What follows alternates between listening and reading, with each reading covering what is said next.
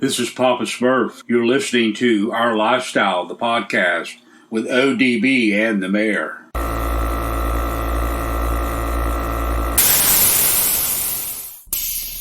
Yo, this is Rob Maggi, and you're listening to Our Lifestyle podcast.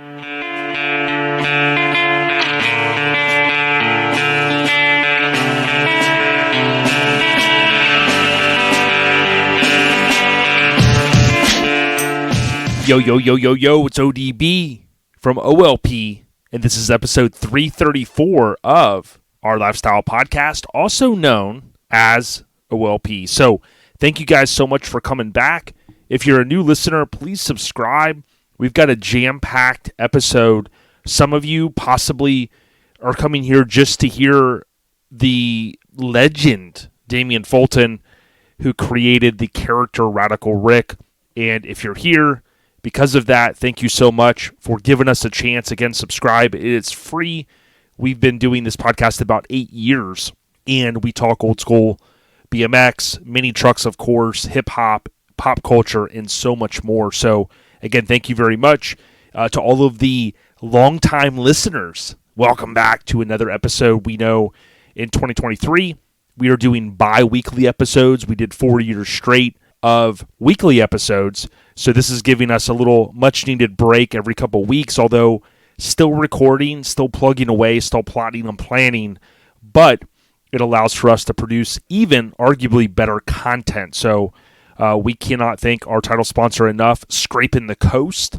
They have an annual show every June, the third weekend in June, and we actually just came off of Scraping the Coast, so we'll talk a little bit about that. I will shortly. Now, Miggity Mike the Mayor, he is out. He's out like Hollywood Mike Miranda was in the Rad movie, and Mike is on gallivanting, a.k.a. vacation.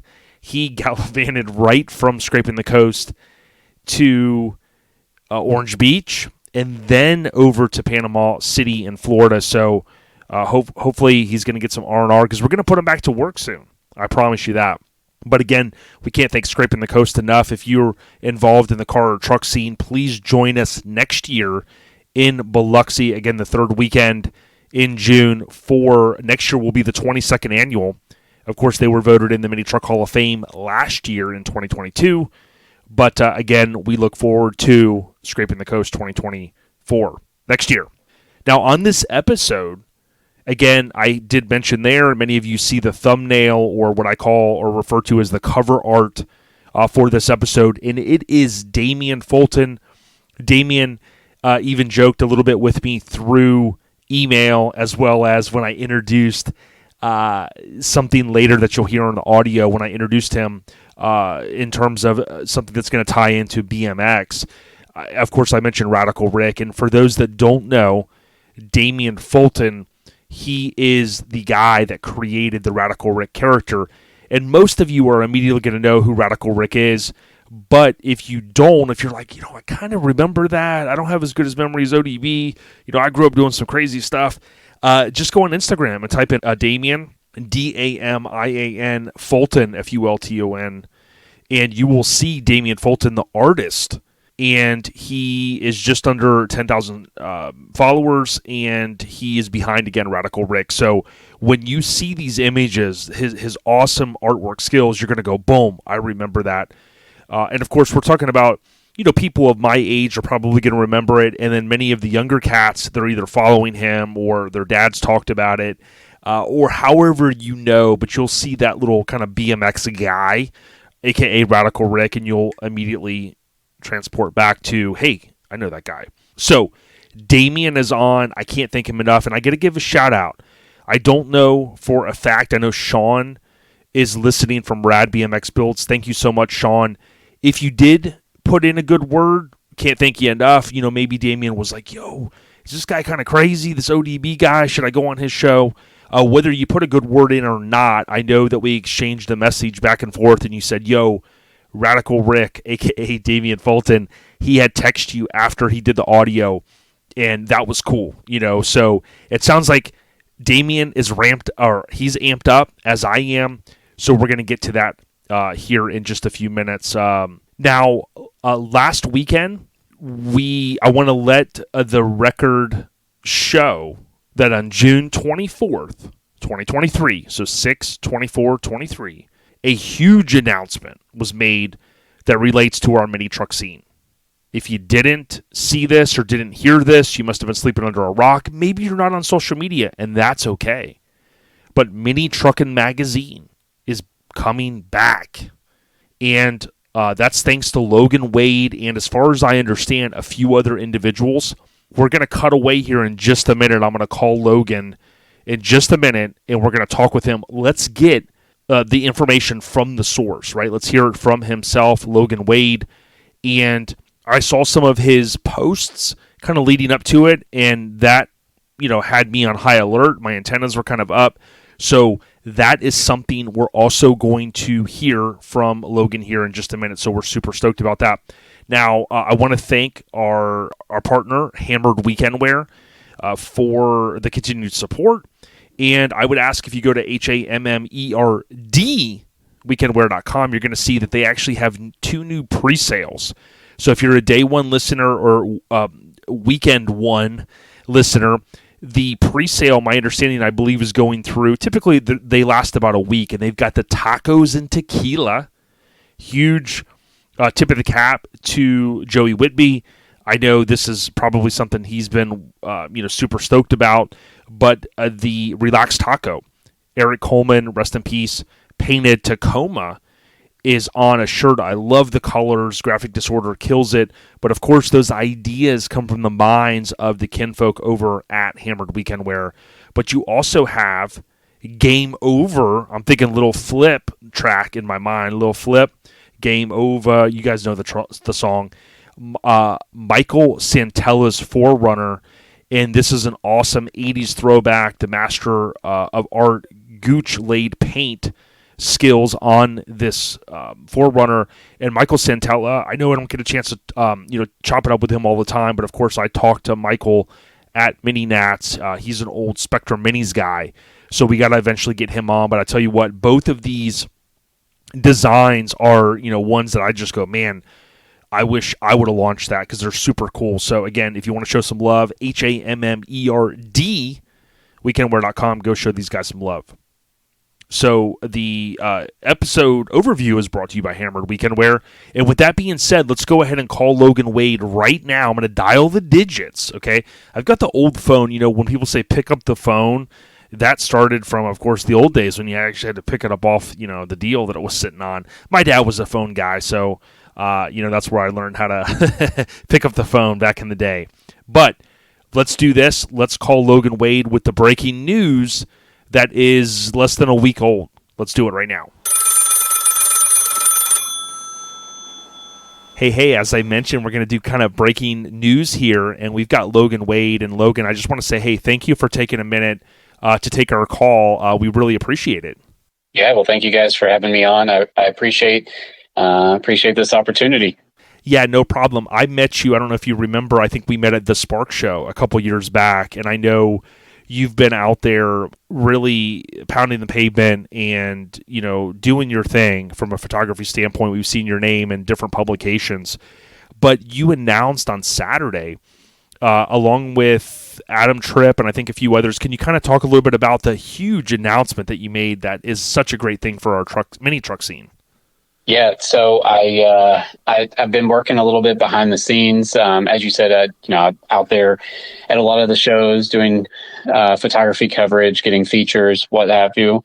But on Saturday at East Tennessee Showdown, I decided to make the big announcement that I officially am bringing Mini Truckin magazine back to life.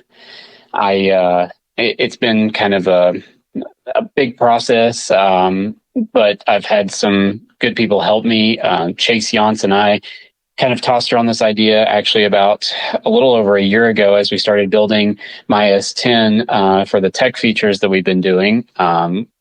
He's been in the mini truck scene for a long time and grew up in it. And we had long conversations about what truly the Mini Truckin magazine was back in the day and what it meant to him and what it really meant to the community. And so I started talking with him about it because I didn't really know what ever really happened. And, next thing comes along and a year later, and here we are. I've trademarked it. And I'm trying to resurrect this magazine to bring it back to life and really show people that, yeah, this mini truck scene didn't go away. It didn't leave. It never died, and it's still going strong. And people, are there to support it. And this community is ever growing. And I'm super thankful for everybody that's pitched in to help. Like I said, Chase Yance has kind of been there since the beginning for me. Adam Tripp, he also runs the Hammered Weekend Wear merch and T-shirts and everything. He's been in it. Me and him are local together. We're in Knoxville, and so I kind of relied on him for a few bits and pieces of information that I needed. And then I've got a few other photographers that I've been good friends with in the scene. Michelle Boone, she's out there doing her thing. Same with Corey Floyd. Both of them are going to be helping me out and getting this thing up and going. But we're super excited, super pumped to bring this back, and kind of bring back the feel of what it used to be, but, make it a 2023, 2024 magazine, something that is kind of more up to date, but still has that same feel. Yeah, excellent. And how ironic, it was May 2014 was the last issue of Mini Truckin magazine. And one thing that we've always seen, even when we post like some of the other obscure magazines, like Tailgate was around and a few others, like everybody will comment and say, I miss Mini Truckin magazine. And I would tell people now, listen, Logan Wade's kind of sharing some breaking news with you guys. Listen, there's going to be more to come, and I want to ask a few more questions, but I would tell people, be ready to support. I know a lot of us, like, we'll see something and, hey, some pre-order is going to come up, and we're like, yeah, man, sign me up. And then it comes, and you're like, I don't know if I want to buy it. I would tell people, listen, someone's going to stick their neck out there like Logan and team. Be ready to support it. I think is key. And when you think about how much excitement that you've seen now in some of the comments and the things that you've seen, you kind of set the internet ablaze, if you will, on Saturday. How exciting is it to see, Logan, that so many people are like, hey, take my money? Yeah, I mean, I was blown away. I mean, I've never seen such a supporting community as the Mini Truckin community. It is so tight knit that the support that we see, even just at shows for these charity donations that we see at a lot of these local shows, where tons of money is raised for good cause, and it's just going back to these people that truly do need it. And I'm kind of seeing that come full circle because, bringing this magazine back and seeing the level of support, people that are excited, sign me up now. How do I subscribe? And, I've just made the announcement. I haven't made anything yet. But to see that is beyond belief for me. I appreciate everybody reaching out. My inbox is full of people, and, I would have never been able to do this without, the support of everybody. And the support of just this community in general. Like I said, the generosity that comes from everybody in the scene is huge. And the level of support that we see each show every single day, whether it be from West Coast to East Coast, we see it all over the place. And I think that's why this magazine is really going to take off again, is because, we hope to bring something that's more international. It's not just one side of the coast or the other. We want to make this something where people are going to see things from Japan or from Australia that they've not seen before here in the United States. And that support, even coming from people that are in Australia, I've had several people message that are, overseas and then down below. And it's amazing that they are already interested as well. And so, really just that close knit of the community is huge for me. Oh, yeah. And one thing, we had Paul Morton and Dan Ledbetter on, and these guys resurrected, you think about how big mini trucks are, in the scene.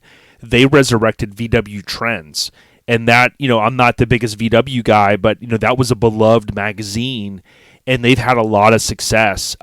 So, those might be good guys to maybe lean on, bend an ear here and there as time goes on. Because, listen, the reason why I'm saying that is I want the listeners to know that, hey, this can and this has happened in other super popular magazines like VW Trends. And, arguably VWs are the biggest thing out there in terms of people just love them, right? So, like you said, there's so many different unique ways you guys could do this. And what we know, and this, Logan, is that, Mini Truckin, the culture, the lifestyle, whatever you want to call it, worldwide, whether it be Japan, Australia, New Zealand, we see it, and it's going to be really cool to see how things manifest.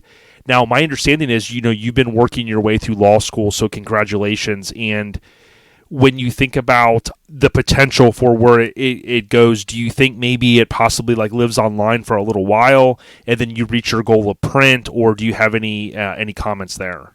Yeah, so since we're in such the early stages of everything with the magazine, my plan is kind of to start online, but it will move to print fairly quickly because, yes, this is the digital age and everybody, has their phones glued to them 24/7.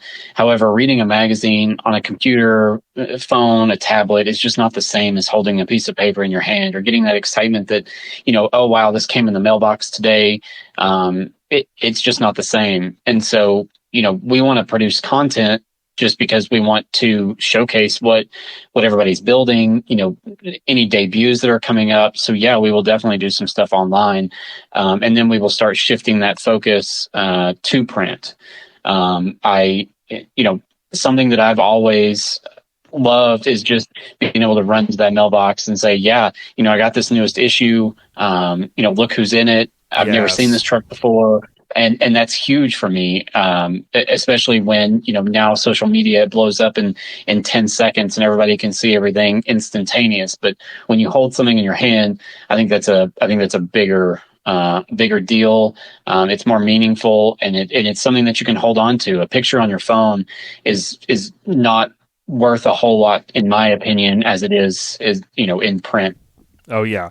Well, we're talking with Logan Wade. You can follow Logan. It's Logan Wade, just how it sounds, photography on Instagram. The truer words have never been spoken because, as a youngin', I'm a little bit older. I was in the tape cassettes and then compact discs, aka CDs, come out.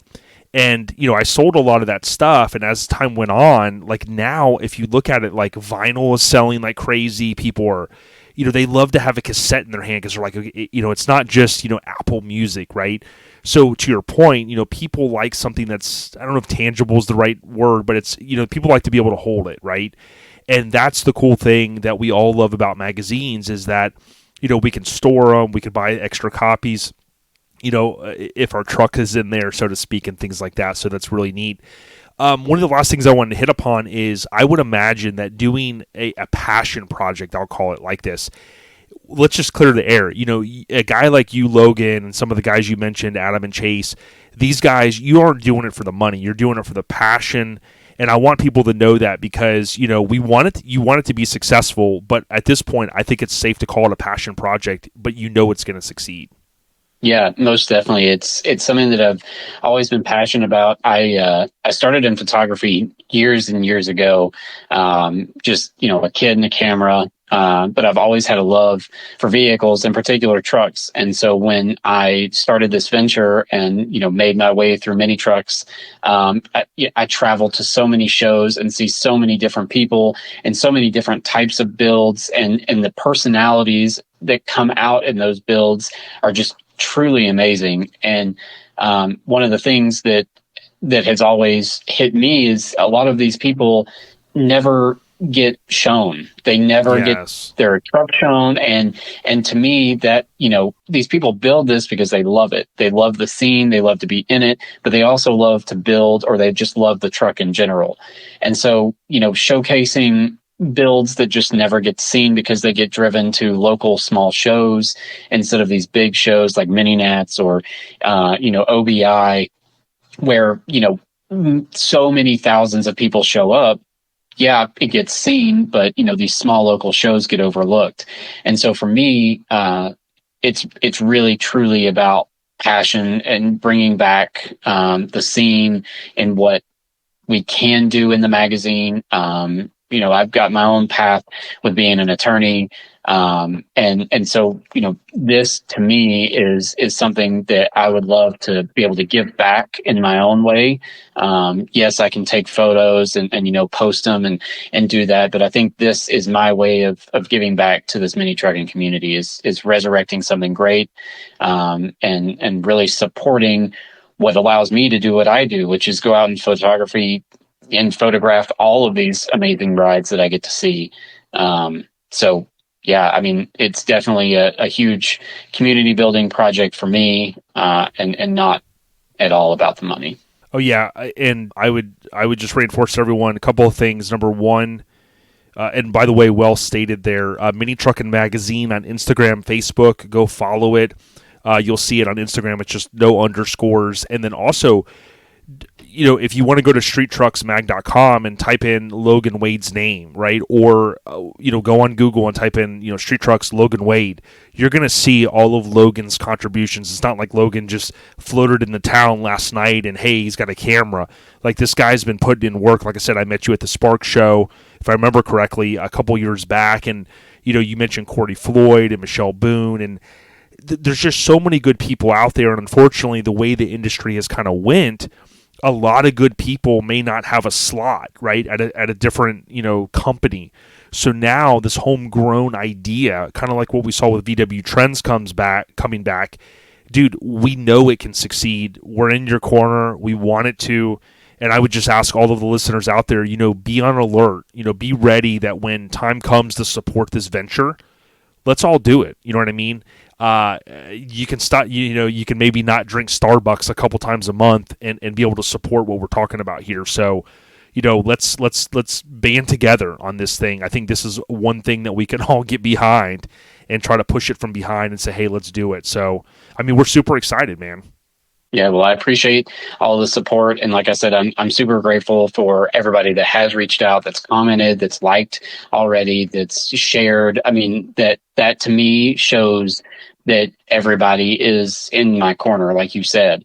And so I'm super appreciative of everybody. And we just hope to make this thing great and really bring some light back into this magazine.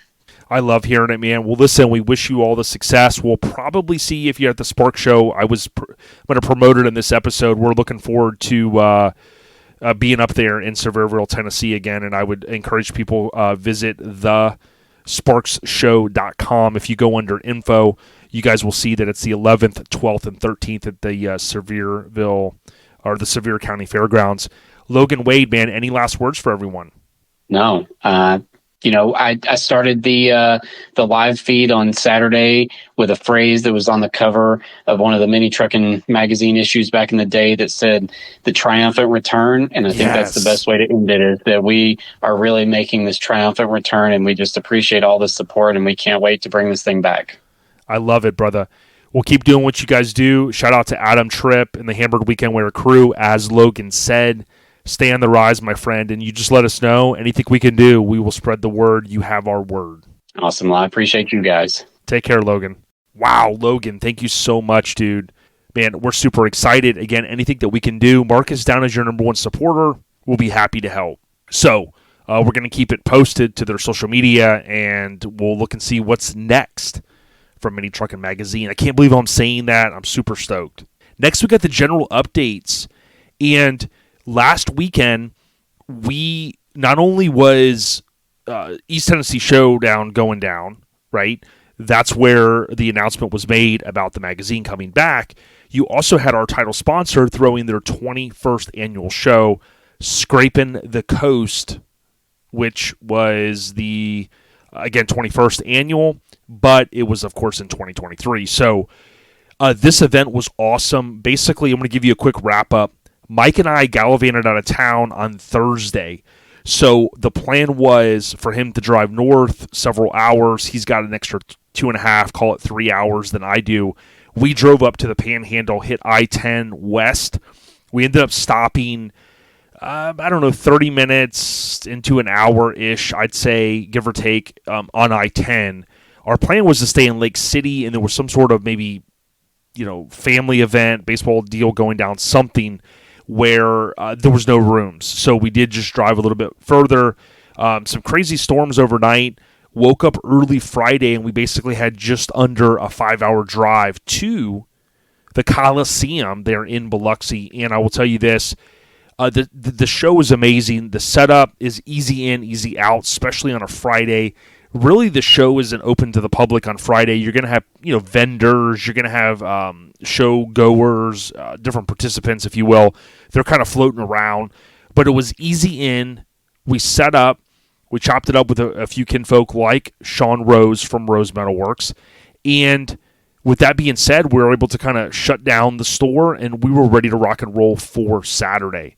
Now, I'll tell you what, Saturday and Sunday were jam-packed. We stayed the entire day. Saturday, of course, as well as Sunday. There was a lot of awesome rides there.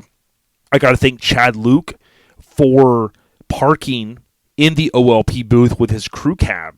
Toyota Tacoma looked amazing. I talked to him a lot about some of the cool little things that I noticed on the truck since he debuted it. Just, what was that, 2020?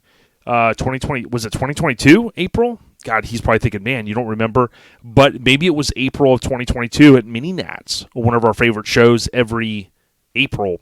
And, man, it was just awesome. So it was cool to have Chad Luke there. We got to hang out with the Boons.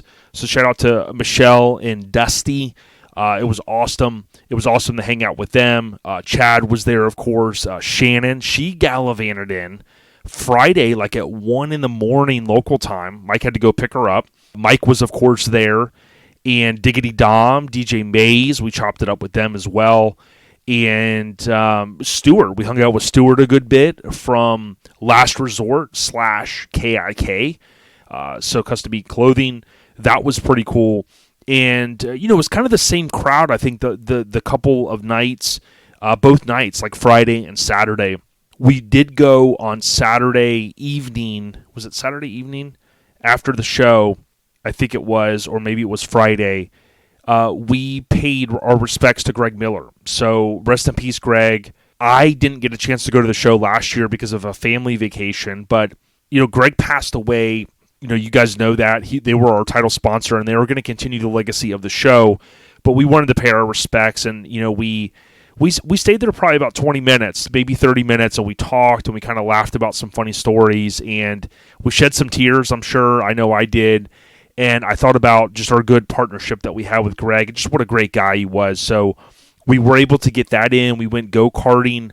The line was a little long, so we didn't get a chance to actually race the cars, but we were there. We took a photo. We took a selfie.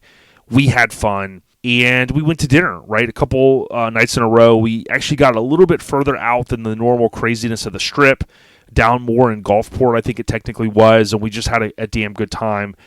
We hung out with Culpepper and his gal from Endless. Dude, just had a great time with them, chopping it up. I know Damian Davis, a.k.a. DD. Also, I told him I think of Donald Driver from the Packers, but DD, the other DD, Damian Davis, I know he was chopping it up with us, and it was awesome. I can't thank everyone enough for just kind of, low-key, couple low-key nights, and had a good time. The show was awesome. Scraping the Coast, again, a huge mix of vehicles, everything from custom, hot rods, classic trucks, C10s, mini trucks, full size, tons of lifted stuff. There was some squatted stuff there. I know it's not all of our, kind of thing for the most part, but I have made this promise to myself over the past while that I'm not hating on anything in the car scene. There's a lot of stuff out there that maybe isn't my thing, but I tell you what, it's just the way times go, right? Every generation, my dad used to say, tries to kind of outdo the next, or kind of throws a middle finger to the last generation and says, we're doing this, even though this is stupid, we're going to do it. I think we were those guys probably in the 80s into the 90s lowering our quote, stupid trucks. But it is what it is. Some trends will stick with us. Some will be gone before we know it. But regardless, again, there was some squatted trucks there a good bit. A lot of stereo stuff, a lot of old school mini truck stuff, which I thought was awesome. If I remember correctly, I didn't get the full breakdown, but I know Chad Luke from Photos, he won Best Mini Truck, and I believe Ricky Holly, if I remember correctly, he won either Best of Show or Best Truck. And, of course, the Holly boys, those guys just kill it. So it was cool slapping hands with them.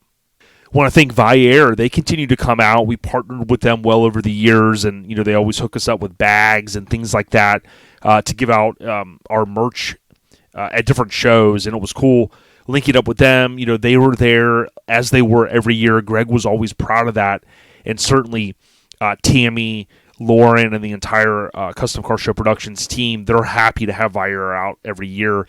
They typically don't travel to a lot of shows, so to be able to slap hands with them, ask questions, which they answered. Also, they had a vast amount of wheel stands. Some people love wheel stands. Some go, they're dumb. I like them, and it's cool that they're out there. They weren't even selling them. It was like, boom, if you got Viair, you can take one, and that was pretty damn cool.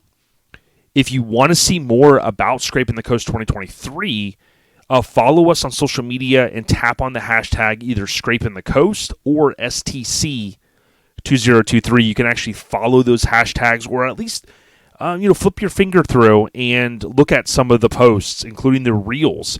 I went around, I spent the time, and I pretty much either took a photo or took video of every mini truck I could find, and I went way out into the show field.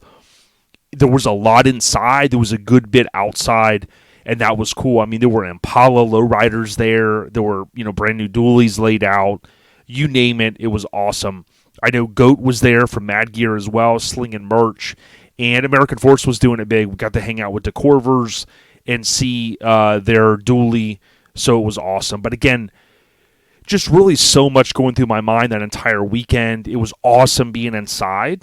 So I know a lot of people go, hey, it's June, it's the dirty, dirty South. We love the South. And we go, hey, why would you go to the show? And you go, a lot of shows we go to don't have air conditioning. Okay. And that is a huge win. You kind of go outside, you come back in, you get some water, you chill. And that's what Scraping has. I think that's one of the biggest draws. I think there's rumblings that they may even change some things next year, even for the next rung up, if you will. In their kind of, their status. So I'm waiting to see kind of maybe what could transpire from that. But just an amazing show. Again, Mini Truck Hall of Fame show. And we just had a blast. I'm probably forgetting some things. Now, I will tell you this. I did have to peel out of town. We stayed until about 4 o'clock on Sunday. So I did not get a chance to see the auction or some of the things that they had there with the awards, but I do know that some people streamed some of that. I know Mike was out there a little bit as well and whatnot, so I know that went really well. They always raise funds. Some of the things that I had heard, I haven't been able to be on social media a lot this week, so I haven't been able to confirm some of it, so I don't want to share it until I do confirm.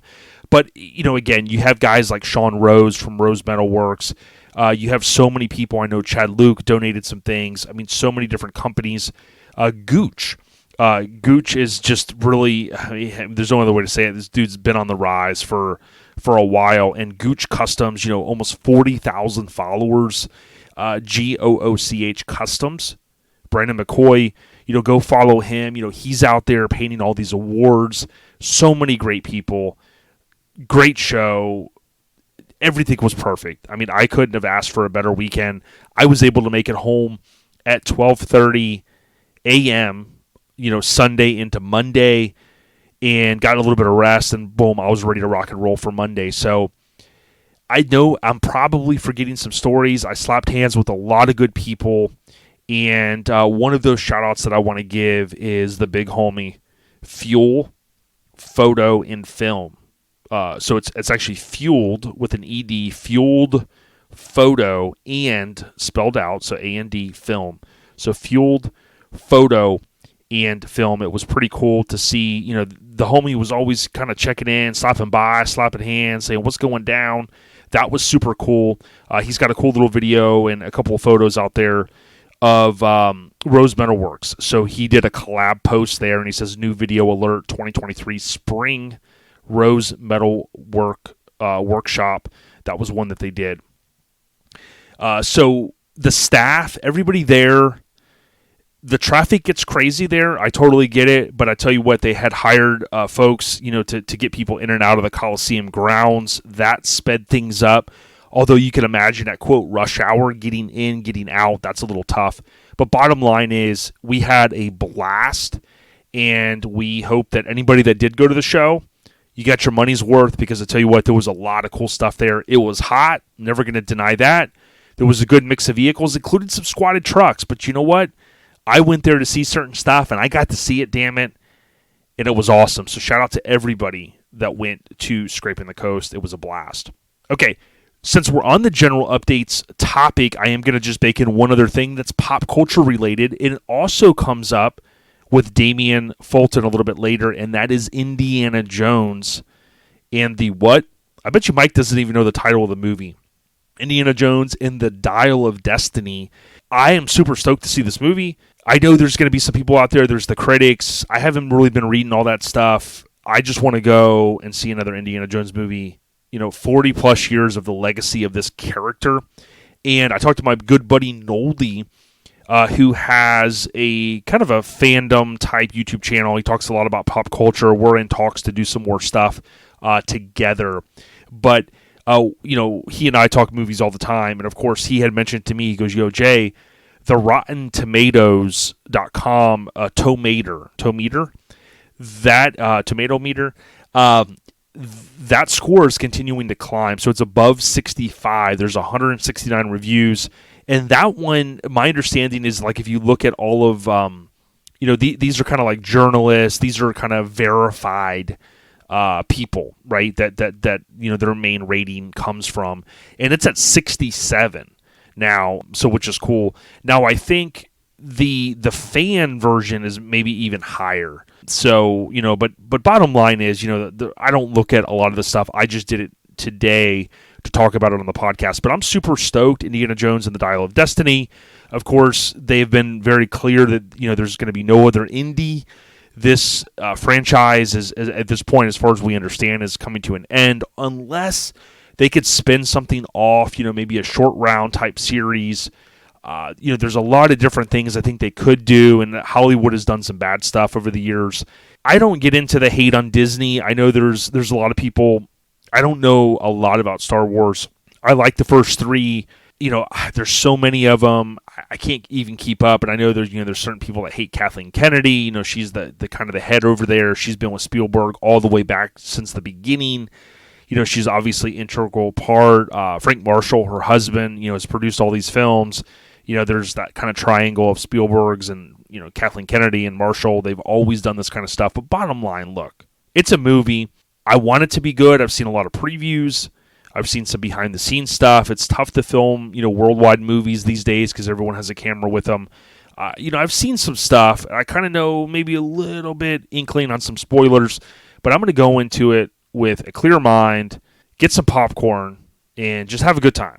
And I'm going to be watching that on Friday. So on the next episode in 2 weeks, I'll talk about what I thought of the movie. So that's that.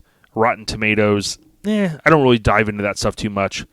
But those are the general updates for this week, brought to you by our kinfolk over at Lone Star Throwdown, one of the biggest, baddest shows in the scene, LoneStarThrowdown.com for more information. Of course, LST 2024, that's going to be next February, right? So that last weekend in February in Conroe, Texas. We're looking forward to it. The pre-registration, I think, is August 1st, and we'll continue to hype that as we get closer. They last year sold 2,000 tickets in less than 72 hours, I think it was, technically. So we're excited about that. Now, of course, the Lone Star Throwdown family also has expanded, and we've talked about Classic Truck Throwdown. That's going down this weekend. So at the time of the release of this episode, so some of you, hopefully many of you, will be out in Conroe. At the time of this recording, it's less than 2 days away, and it's ClassicTruckThrowdown.com. This is a cool show that is open to anything 25 years and prior. So don't think just because you have an OBS or you have a 94 S10, 9.0 that you can't go. You certainly can. It's June 30th through July 2nd. And of course, my expectations are high of this event, and they'll be back, of course, I would assume, in 2024. So more to come. If you're going to be out there, make sure you tag Classic Truck Throwdown on Instagram. Okay, next we got the trivia with Miggity Mike. And of course, I know you guys are going, "Hey, there's no Mike." Well, we're going to keep the trivia going. So I got one question for all of the listeners out there. Are you ready? Now it's time to get serious. One thing I forgot to circle back on last episode was Barbasol. And I know you think, what the hell is that? Barbasol is the beard buster shaving cream canister that was used in Jurassic Park. So if you remember, it wasn't the trivia question, but I kind of had brought it up, and I said I was going to circle back, and I had the great listeners like a Scotty the Body, like a Joey Whitby. I talked to him on the phone, and they were like, Barbasol. I was like, what? Oh, yeah, I forgot to circle back on that. Now, there's people that are into the fandom stuff and the movie prop replicas and things like that, and you can actually buy a movie prop replica. It looks just like the Barbasol can that you'd remember from the 90s, and of course it spins, and that's where he had put, supposedly the DNA, so prop replicas, if you will, out there. But Barbasol was that answer that I forgot to circle back on last episode. Pretty cool stuff. Jurassic Park, man, I'm still reeling from last episode. I just don't understand Mike. Okay, so the question is, in Fast Times at Ridgemont High, let's be honest, a cult classic. I would even hinge on classic, but I think maybe by everyone's standards, we could call it a cult classic. Much like the product placement in E.T., Steven Spielberg film, which will come up later with Damian Fulton, Reese's Pieces, of course, were in E.T., right? That famous product placement. There's a whole story behind that. Another company turned it down. Reese's was on board. And I tell you what, as a kid, I loved eating some Reese's Pieces. I still do. What shoes became ultra popular after Spicoli used them in this film? Okay. What shoes became ultra popular after Spicoli? Sean Penn, I think his first role, used them in the film. And you might be scratching your head going, damn, what were they, right? What's Fast Times at Ridgemont High? If you haven't seen it, okay, it's a cult classic. You got to go back and you got to check it out. I bought it on DVD, I think, when like the first edition DVD came out back in the early 2000s. But it's definitely a classic. I even got the vinyl soundtrack. I got to have that. So, again, we're going to circle back on the next episode. The trivia with Miggity Mike the Mayor, who's out gallivanting, of course, is brought to you by our kinfolk at The Spark Show. If you want to join us at the next show that OLP will be representing at, go to thesparksshow.com. That's 2 S's in there, so it's the Sparks with an S show.com. If you go there, you can go to info about The Spark Show, and of course it's August 11th, 12th, and 13th, 2023 in Sevierville, Tennessee. It's going down at the Sevier County Fairgrounds. I've been there. It's awesome. It's Friday 9 to 5. It's Saturday all day. It's Sunday all day. I think Sunday's technically 9 to 1 is what they've got listed here. It's an awesome venue. Nothing crazy. It's just a great, good old time there in Tennessee. Easy in, easy out as far as I'm concerned. And I'm looking forward to going. Mike and I have it planned. And we will be there. So I've got the time off. And barring any craziness, we will be up there. So I'm looking forward to it. Thanks to The Spark Show for the continued support. Okay, next we got ODB Live and Uncut. And this one I want to keep short and sweet. The way social media is today, as well as texting, the many different ways we can communicate. There's Messenger, there's WhatsApp, there's texting. There's stuff that Hank does. There's smoke signals. There's carrier pigeons. There's all that craziness. Sometimes things can get lost in translation. Homies aren't seeing eye to eye. Hey, I didn't do this or I did that. Listen, the old term, my pops, he worked for the phone company for 30 years. The old school pick up the phone. A little different term now, right? Because you got to lift up your phone now. But in the old days, it was literally, I remember, did you guys ever have the rotary dial? That's how old I am. We literally had some of those in the house. But literally, pick up the phone, call your friends. Maybe it's an acquaintance, maybe it's a shop owner, maybe it's a homie, a chica, significant other, whatever. Settle your differences. Sometimes we do things and we do them inadvertently. maybe we do them on purpose or whatnot, and it frustrates someone. Those things can easily be worked out when you talk to the person and say, hey, man, what's going on? Hey, I thought you did this or whatnot. And I'm telling you, more times than not, just picking up the phone, it goes a long way. And I always say this too, Jeff, shout out to Jeff from Mini Garage. Want to give him a shout out. We at Lone Star Throwdown, I think it was a year ago, we rode around on the lifted golf cart and we said, hey, in our little video we did for YouTube, we said, bury the beefs. That's important to do because as we get older, we don't want to be in arguments and fighting with other people and all of this stuff. It's just negative energy, right? You got to get rid of that. So I would encourage everyone, if you've got, a homie you're not seeing eye to eye with, or maybe you went to a show and you felt slighted or frustrated or whatever, settle up with the people. One thing that most of us men and the women listening can agree on is the term, hey, sometimes you got to agree to disagree.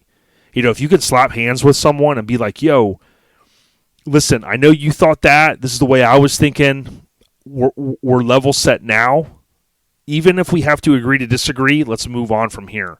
I'm telling you, that can move a friendship, a relationship, a business partnership, whatever. It can move it forward to that next level where it needs to get to. So, long story short, we're not getting any younger, folks.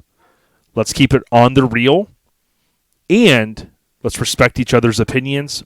And no, sometimes we got to agree to disagree, but we can move on. We can still be homies. We can slap hands. Let's be friends and homies, not enemies. You know what I'm saying? ODB Live in a Cut brought to you by Joey at Get Decked. If you want to put your artwork or a photo on a skate deck, hit up Joey Dilworth at Get Decked, GetDecked_VA on Instagram. Joey's real deal. Everyone in the scene that's producing skate decks, Joey's your guy. Check him out. Okay, next we got the scene updates, and one of the big ones that we talked about earlier was Mini Truckin Magazine. I can't believe almost a 10-year hiatus. It's back, so I am super stoked for that. So again, we did talk about that earlier. More information coming as it comes out. I kind of always felt like, magazines were awesome, and we all want the magazines to be here, but like I said in a recent flip through on my YouTube channel, you got to go out, you got to support the cause, you got to subscribe, you got to support if there's going to be advertisers and all that stuff, so do the damn thing. A couple that I've seen in social media, Shannon Vendera, aka the Freakmaster, he had dropped his Nissan 720 off, so that was pretty cool to John. So I'm anxious to see how that comes along, dude. Guy's been around the scene a long time. He's a good dude. Jeff Gaudette, he continues to give us shout-outs, and again, love the networking and partnership. They've got a Facebook group called New England Mini Truckers, so 3 words, New, and then England, and then Mini Truckers all together.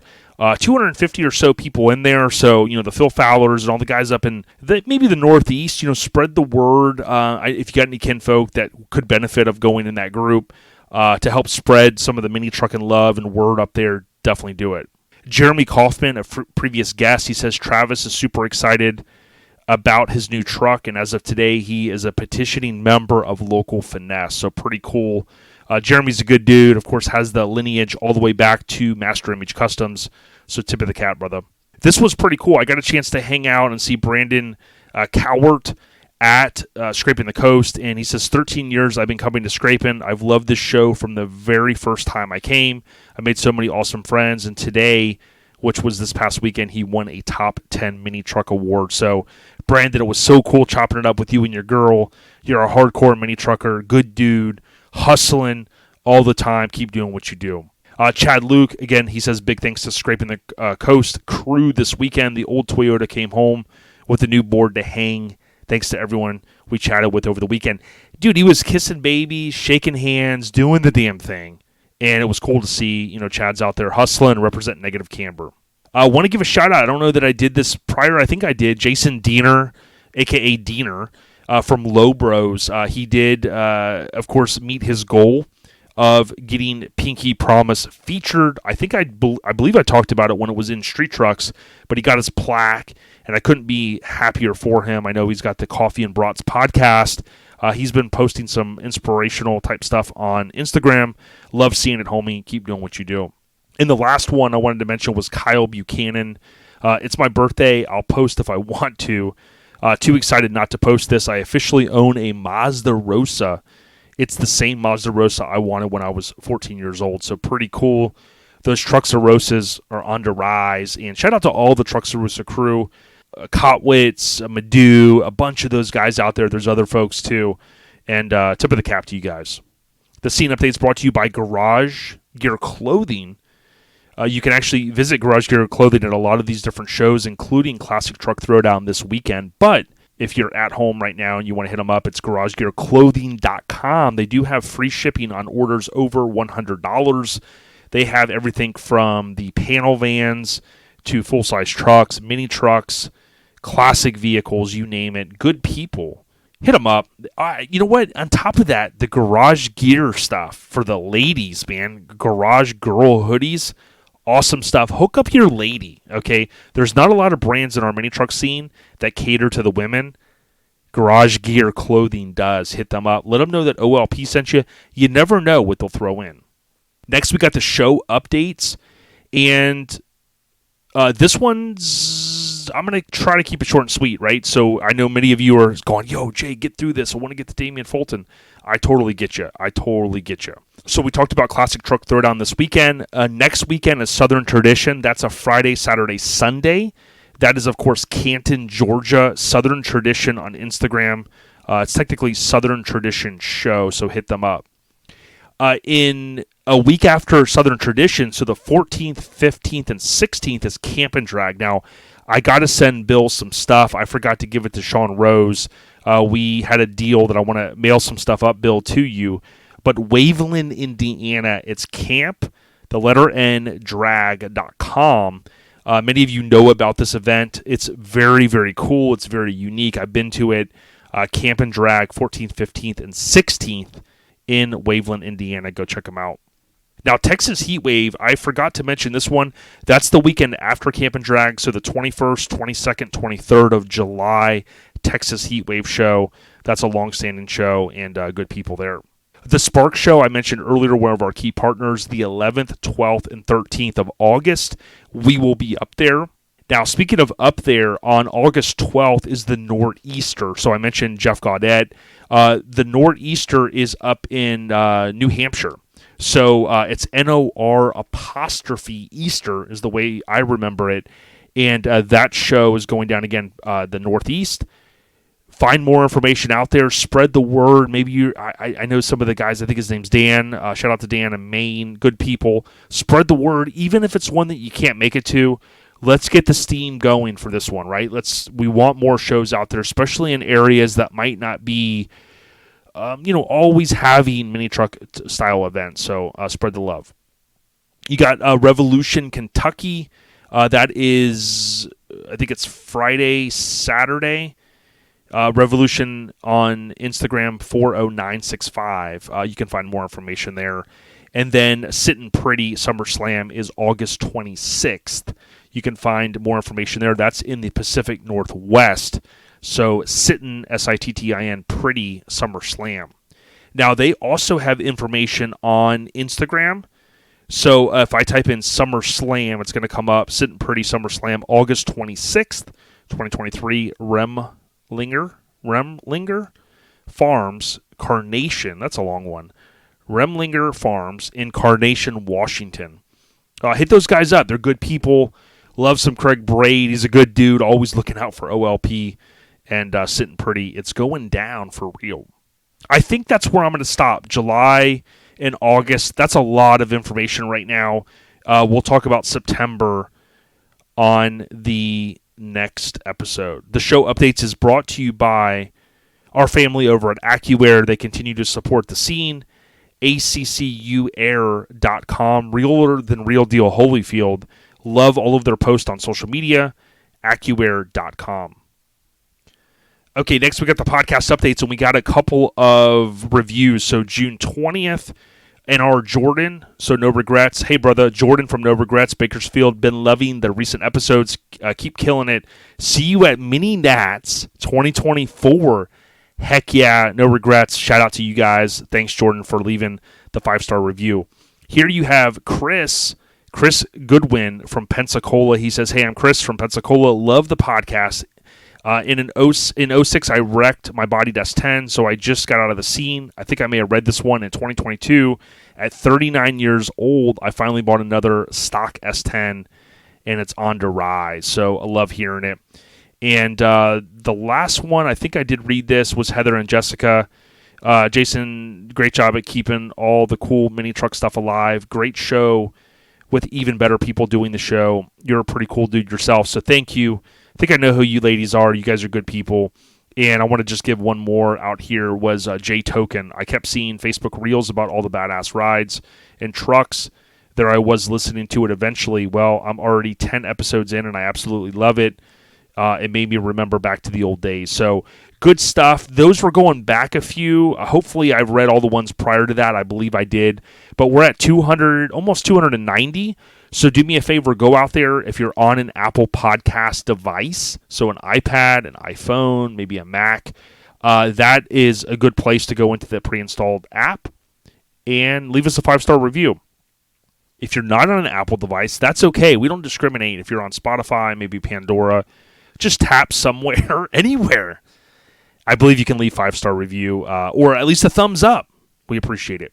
Podcast updates brought to you by Graphics Mafia. If you need stickers, maybe some light design work, maybe you're going to SEMA, maybe you want to bring back an old Truck Club logo and you've got one that's unpeeled, hit up Graphics Mafia. That's GRAPHIX Mafia.com. They can take care of you, Buddy, or his son Ryan. These guys have done a lot of cool stuff for us, and we can't thank them enough. All right, last but not least, Airhead Nation updates. I know I mentioned this one earlier, but I want to give a huge shout out. This guy does a lot for our scene. Do me a favor, go on YouTube and look up Fueled Photo and Film. There is a 2023 Spring Rose Metalworks workshop video, and it's about 2 weeks old. Let's go ahead and stream that. Let's show some love to Fueled Photo and Film. And again, Sean Rose, he did some cool stuff for Sean Randall as it relates to scraping the coast, which is awesome. And I just love all of the positivity. This guy was over there all day, not one complaint, showing people how to bead rolled and, just represent Mittler Brothers and all the cool stuff that he's got going on. So Sean Rose, tip of the cap. And, man, you guys keep doing what you do. The Airhead Nation updates brought to you by CNS Metalworks. If you need air suspension, maybe maybe you want to airbag your vehicle, hit up Chris and team at C&S Metalworks. On Facebook, it's easy. Just type in CS Metalworks or cs-metalworks.com. They're also on Instagram. So they're technically, I think it's Corona, California. I've been there. Very cool shop, high-end stuff. Everything from mini trucks to Impalas, airbag, full builds. They even had a Lincoln in there. He goes, yo, Jay, check this Lincoln out. I go, good God, that's a parts card. He goes, no, we're bringing it back. These guys are real deal. Chris Burns, thank you so much for the support, you and your awesome wife over the years. And they're good people. So cs-metalworks.com. All right, so I know I went a little long. I'm looking at my timer here going, dang, man, a little too much ODB. I get you. Every 2 weeks, we got a new episode. So Lord willing, we'll hit you back soon with another one. And we hope that you enjoy this audio from Damian Fulton. I can't thank you enough, Damian, for coming on. And again, huge shout out to Sean at Rad BMX Builds. Of course, his YouTube channel is growing like crazy, as is his Instagram. He's putting in the work, and the fruits of the labor are coming back, my friend. And thank you, as always, I say, Sean, for your service to the country. With that being said, everyone have a safe Independence Day weekend. Don't blow your hand off with a firecracker. I know Hank always loves lighting them with cigarettes. I would not do that. I wouldn't suggest that you do that. Be safe, everyone. Save the explosions or implosions to the professionals. I highly suggest that. Stay on the rise. Ian, if I forgot anything, we'll hit you next one, Lord willing. We out ya. Peace.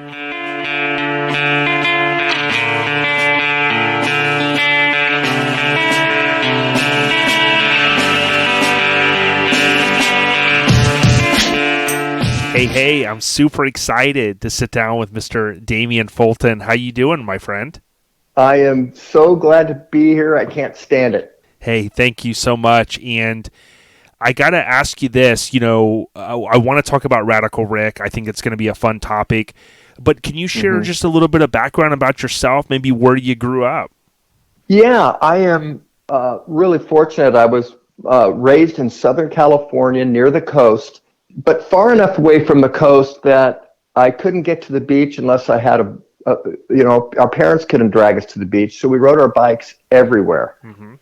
And that's back when there were stingrays. And so I was really fortunate to sort of catch the beginning of my older brother was, I guess you would call him, a 60s revolutionary. So I got a chance to sort of see the teenagers pushing back, and so there was a spirit of independence and rebellion and, it was just question authority as a kid and don't trust anybody over 30. And it was a time when parents were super, I'm a dad and I'm so much more careful than my parents were. And it wasn't that they weren't careful. I guess that they just trusted us and they weren't in a 24-hour news cycle and we just became, free to go wherever we wanted to go. And I was fueled by pop culture and television and cartoons and monster movies, and growing up in Southern California, sort of right in the hotbed of the whole pop culture car hot rod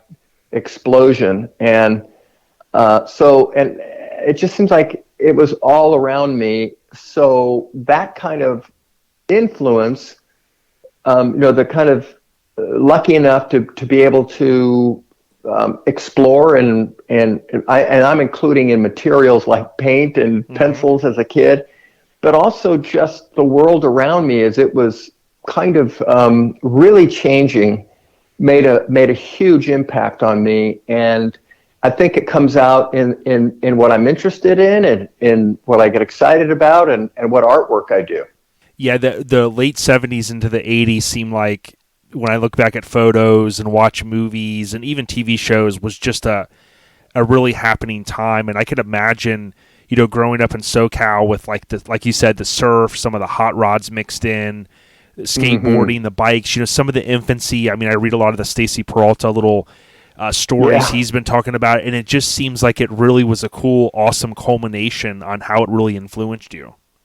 Well, it all just accelerated, and it was, when we had clay wheels on skateboards, and I used to be the kid in the neighborhood who could draw. So, for a dime or 25 cents, I would draw on people's skateboards, and it just was a way that I began sort of becoming pimping myself out to be a commercial artist. No, actually, it was all around us. Those wheels became urethane. We looked for hills. We rode down hills because gravity was our friend. And again, and the BMX thing, it started innocent enough as a bunch of guys riding stingrays who wanted to go higher off jumps and wanted to go faster. We had incredible access to rolling hills. I grew up in Irvine, California. And my dad, who wisely kept moving us away from LA as everything expanded and exploded. So we always had the opportunity to hop the fence behind our house and start exploring in the hills. And we would just be gone all days. And if we had, we'd lift our bikes over the fences and we'd ride out with the Brahman bulls and the scrub oaks and just discover this wide open, undeveloped area of Orange County. And there was fire roads and trails, and we were riding our bikes up and down those hills, single speed bikes, and then later we, would modify them to become just a little bit more dirt worthy. But like I said, it was really an exciting time. So many changes happening, and it was a very fluid time because sort of anything goes. The music was everywhere. There was only a couple stations on television, so there was sort of this unified vision of what was going on in the world. And especially if you were a young guy, a teenager. So yeah, it was. I look back and I think, oh my gosh, what a really exciting, impactful time for me. Eventually it all, the reality all kicks in, and you look back and you think, oh my gosh, I'm so glad we didn't die. We had many opportunities to kill ourselves, but I'm very, very thankful that I had that opportunity to grow up, in that kind of a situation. Yeah, and it's neat having watched recently Industrial Light and Magic. They did this series on Disney Plus about like the infancy, how like Star Wars was coming together and like these awesome movies. And like a lot of what you were even describing would reminds me of the Steven Spielberg movie when I was a kid. And we'll talk a little bit about Bob Harrow later, but with E.T., that movie as you're describing it, I'm thinking of my childhood watching that movie, kind of some of the development that was happening there and seeing the bikes and all that stuff. But it was just, like you said, it's such a neat, era of time that some of us lived through, which is awesome. It was crazy. And I'll tell you why, just, a couple things. One is, we did not have cell phones. We were never, Saturday morning we were glued to the TV, but after that, you were out, and we had the good fortune of growing up in Southern California, so the weather was 99% good.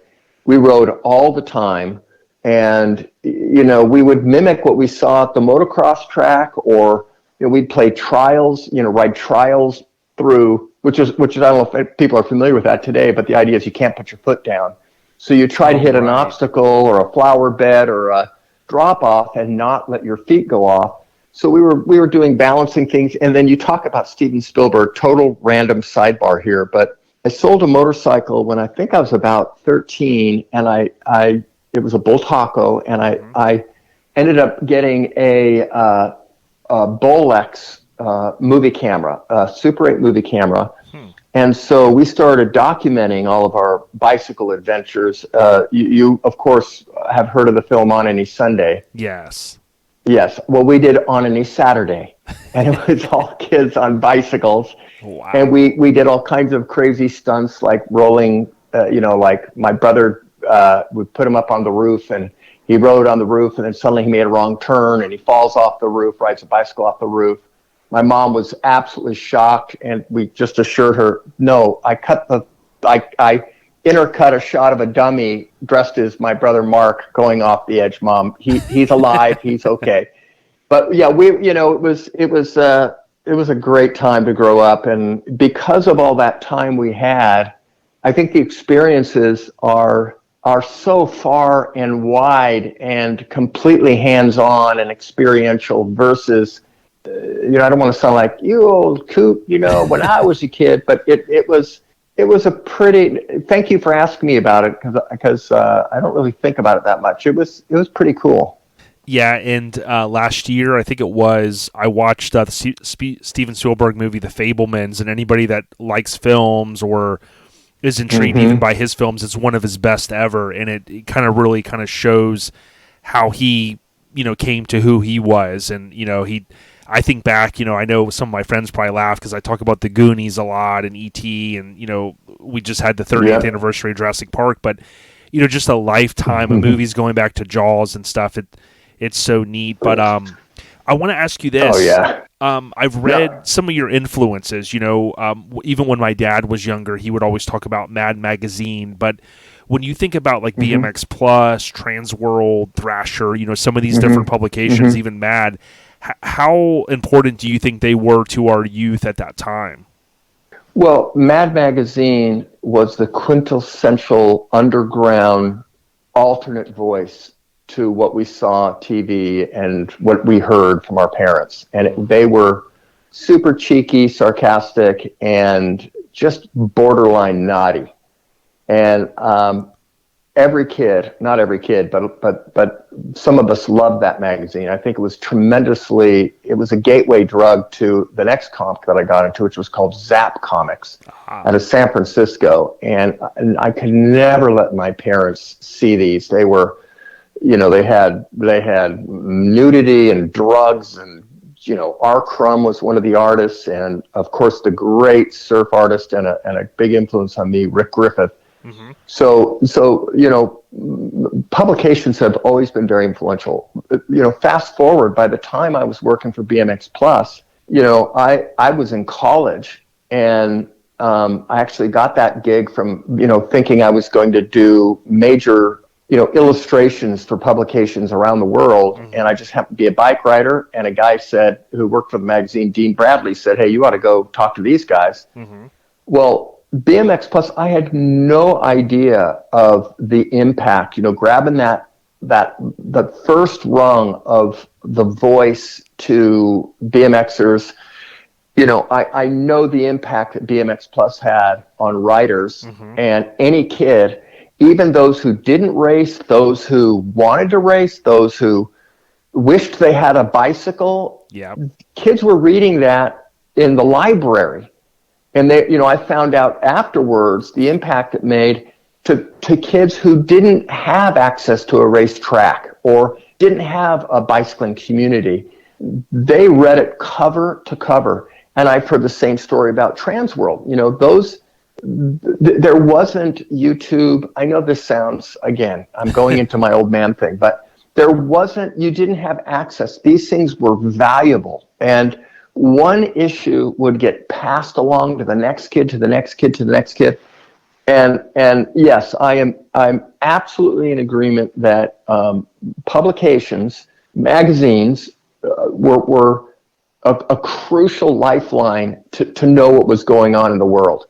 In the world of back then, we didn't call it extreme sports, but anything that had to do with, other than football, baseball, and basketball. Mm-hmm. Yeah, I totally agree. And I was one of those kids growing up in Land O'Lakes, Florida, and we would, my parents, the one thing I didn't like doing was going to the grocery store, but then I learned I did like going because I would hang out at the magazine rack, and I'd beg my parents to spend the $2.99 or whatever it was, and I was the kid that read it front to back. Although I sucked at riding, I had my bike, I had my Mongoose, heavily influenced, but I was I would get lost in reading it because it brought me to a different world, so it was a different place. But speaking of that, it's no secret that the 80s and 90s are kind of back, bigger than ever. Talk to us, Damian, just a little bit about Radical Rick, the character, which, believe it or not, folks, is celebrating just over 40 years, I think, the anniversary. Yeah. It's, let's see, I think in December 2024 will be the 45th anniversary. We're starting to line up some tours and things like that. I never in my wildest imagination would believe that Radical Rick would still be going when I left it. But just to give your listeners a bit of an overview is probably, one picture's worth 1,000 words. But if you were to Google Radical Rick, you'd see a bunch of images of a kid on a bike in a comic book style who is by nature addicted to extreme situations. He was blessed and cursed with an overproductive rad gland, and oftentimes it gets him into really difficult, challenging, or dangerous situations. And because action speaks louder than words, he never spoke, believe it or not, in the magazine the entire run. He never spoke in the comic. But it's the way that people reacted around him and his group of friends, MX Mug and Spike Speed Wrench and Bonnie Brainstorm. These guys really defined who he was, or gave more, depth and personality to who he was. We could hear his internal thoughts because thankfully there's always a narrator in a comic. You can always. But Radical Rick has just been something that has been, such an irony to me, because I did it as a lark, and I was asked to come up with a comic strip back in 1979. And I said, okay. And at that time, you talked about Star Wars, how impactful Star Wars was. I always liked how Darth Vader, you couldn't see his face. Mm-hmm. And, he never took off his helmet. And if you look at the early versions of Radical Rick, he's pretty skull-like. You know, I think Ron Cobb designed the original Darth Vader, and you know his idea was going for a cross between a German helmet and a skull. So it's like a pretty nefarious, spooky image. And so Rick, I didn't really know what his personality was. He just initially was this mysterious guy who always won. And again, it was his rivals, or you know, eventually his friends, who would come to really pattern, a code of courageousness and honesty and goodness. I've always thought of Radical Rick as a pretty good guy. You know, he does the right thing. Not quite a Boy Scout, but if there was a merit badge for being rad, he would own it. Yes, he would. So that's a little bit about Radical Rick. Just so neat that I did that. I would do it. I'd pull all-nighters, like I'd forget or I'd get behind on a deadline. Meanwhile, I was working at an ad agency. I had a full-time job and young kids, and I didn't know what I was getting into in the long haul. And I had to do 2 pages full color every month, and then sometimes it was 3 pages or 4 pages. And it took time, and there was a lot of detail in them. And I just reacted and either to what was going on in pop culture, or what I was interested in, or what I remembered writing.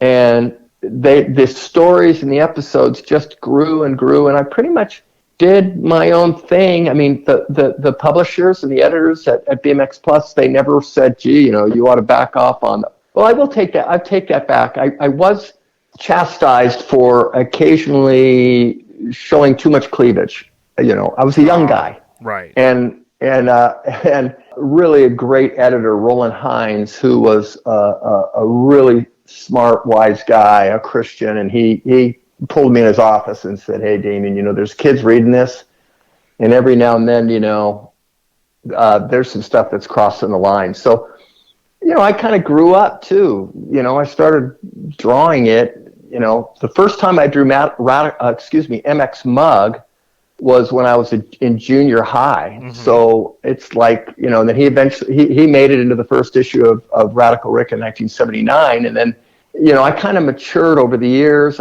Through that time, I went from working at a small ad agency, then I worked at Marvel when it was an animation company, and I got to rub elbows with Stan Lee and a bunch of really, really, really talented artists. And I look at Radical Rick now, and I look at how much better it got through time, and I wince at some of the episodes because I clearly phoned it in. Yeah, I remember Dr. Purin. Yeah, pure inflation. His whole idea was to flood the BMX market with cheap-made bikes so that he could create inflation and destroy kids. Anything fun. Oh yeah. But yeah, I'm super thankful and grateful that this little side thing I did now. So many people tell me they remember it fondly. I get a kick when these great artists contact me who can draw way better than me. Say, hey, I read Radical Rick. It was such an important part of I drew him. I had pictures on my wall. I still think of him so fondly, and I'm flattered. That's awesome to hear. Well, so many of us say that, and it's got to be a great honor. I wanted for people to know, and I want to talk about this, that in a recent video, and by the way, you can follow Damian on Instagram. We'll make sure everybody has that.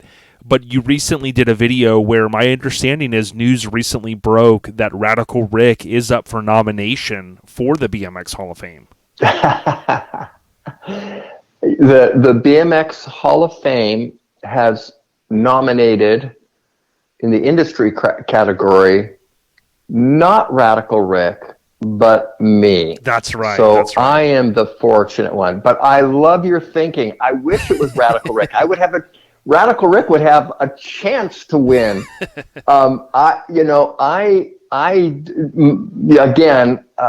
talked a little bit before, but I was not. I only signed my name Damian in the Yep. script. I don't think I mean that.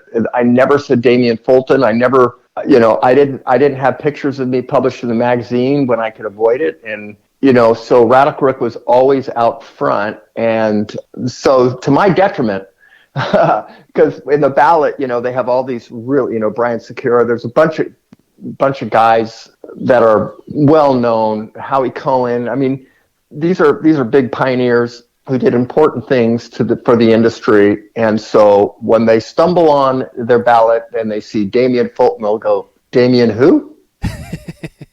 But it's still an honor. It's still sweet. It's still sweet, right? Yeah, definitely. And I'll let everyone know, follow Damian, Damian Fulton, just how it sounds, Fulton, on Instagram, and you can see the video. He's got sticker packs. He's got a couple more things we'll talk about in terms of the merch available.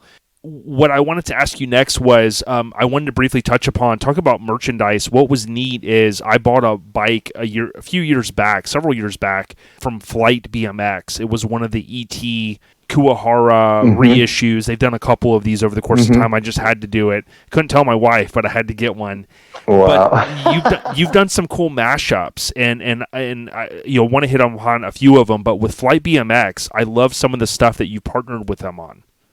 Again, Flight is such a good company, and they're the ones who reached out to me and said, hey, I'm so blessed. This calling of Radical Rick to a larger audience. Like you said, I guess the 80s and 90s are back, or, it just seems like the guys that grew up on BMX and skate and mini trucks, we'll get to that, they seem to, they finally got some disposable income, and they're thinking, I'm not gonna hold out. I'm building the bikes of my dreams. Of course, you talked to Sean from Rad BMX Builds a little while ago, I believe, and what he's doing and how he has done. He took the Haro Radical Rick 24-inch and just killed it. He did a build that's so uniquely him. That's what's great about what he does, is he doesn't just restore. He is like a designer. So I was really, really happy that he was able to do that. The one thing, a little sidebar here, you mentioned ET and Kuwahara. My first job was working I got hired at a little ad agency, because I was working at BMX Plus, and I was doing posters, and like I would do BMX race posters or design logos for clients and things like that. And this really talented owner of that little agency said, "Hey, how would you like to work in advertising?" And I said, "Well, what is advertising?" And she goes, "Oh, they make ads. We make ads." And I said, "I hate advertising," but she hired me anyway.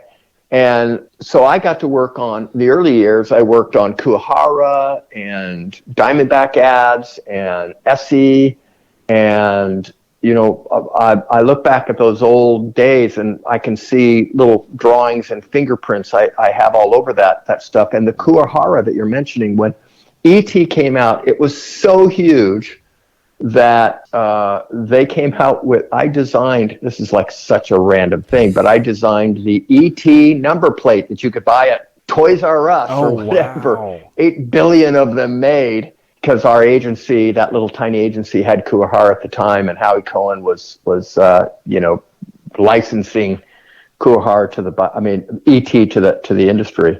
Wow. I wish I had one of those. It'd probably be worth $1 billion. Yeah, that is so cool. And what was awesome is I met Bob Haro at one of the Spring Fling BMX things here. He was such a nice guy. And, I was a casual BMX, reading the magazines, but I was never good. But I talked with him a few minutes, and it didn't dawn on me, I wish it had, that afterwards I read this article and I sent it to him, and then I found out he had supplied most of the photos. But it didn't dawn on me until afterwards that he actually was the lead. He was the only rider that had gotten credited in the movie, and I thought that was so cool that I got to meet him, and he was in ET. So that was... He is something else. He dated my wife's sister, so we go way back. We were quite the rivals, because Bob is an excellent artist, and he he was doodling for BMX Action, our rival magazine, and the publishers, who will go unnamed for BMX Plus, hated Bob Osborne. I didn't have any beef. I didn't have any problem with this, but they wanted so badly to beat him in sales and subscriptions and everything. So there was always this sort of BMX Plus versus BMX Action newsstand.